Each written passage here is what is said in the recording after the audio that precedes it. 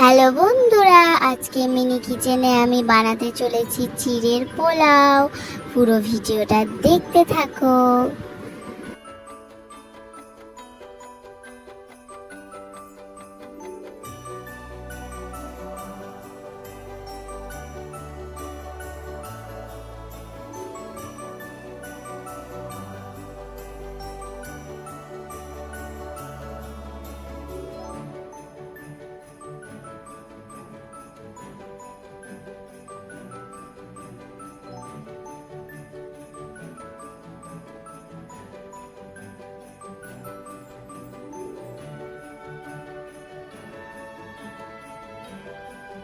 আমার পোলাও বানানো কমপ্লিট হয়ে গেছে।